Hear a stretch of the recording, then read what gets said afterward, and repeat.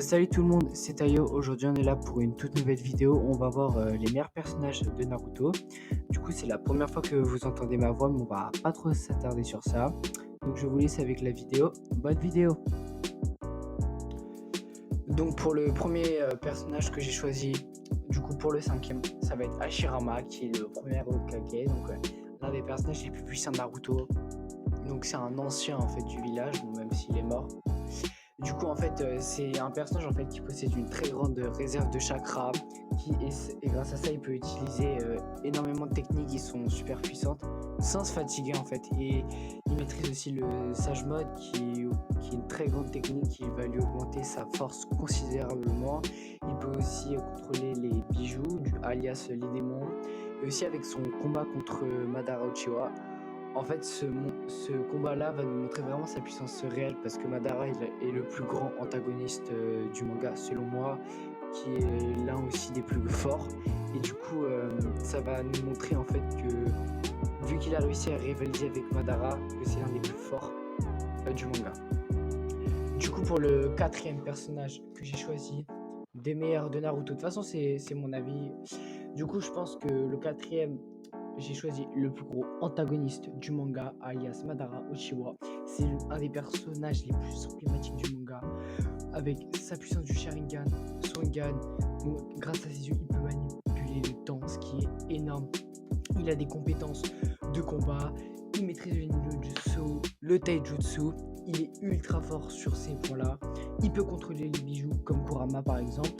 Il a pratiquement une immortalité. Grâce à son corps et ses techniques, il a un avantage considérable en termes de survie. Il a aussi une énorme stratégie, une énorme intelligence. C'est un tacticien brillant. Il peut prévoir les mouvements des ennemis, les anticiper, etc. Il a aussi le Susanoo, qui est un atout considérable, mais il faut être Uchiwa pour l'avoir. Du coup, je pense que pour Madara, je pense que c'est complètement mérité pour la quatrième place. Donc pour le troisième personnage que j'ai choisi des plus forts de Naruto, ça va être Sasuke Uchiwa. Déjà, pourquoi je l'ai choisi? Parce que déjà, il possède le Sharingan avec ce Sharingan, il pourra copier les techniques, anticiper les mouvements et voir le flux de chakra. Il a aussi son Mangekyo Sharingan qui offre des techniques très puissantes comme l'Amaterasu, les flammes noires, et son Susanoo qui maîtrise parfaite, il maîtrise le perfect Susanoo. En plus, il a son Rinnegan, lui permettant d'utiliser des capacités comme le Shinra Tensei et le Shibaku Tensei. Il peut changer de place avec les ennemis, etc. Il maîtrise aussi énormément de ninjutsu comme le Chidori, les techniques de feu comme le Katon, etc. Il est très fort en taijutsu.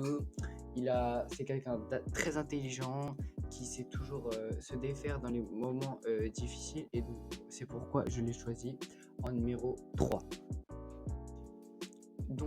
Pour le deuxième personnage, j'ai choisi évidemment Naruto Uzumaki. Pourquoi? Parce que déjà Naruto Uzumaki maîtrise pas mal de techniques de ninjutsu. Il va maîtriser le Rasen Shuriken, le multiclonage, pas mal de techniques de Futen aussi. Il a aussi le chakra de Kyuubi, de Kurama, ce qui va lui permettre il pourra se transformer en Kurama et utiliser son chakra, ce qui est une force énorme.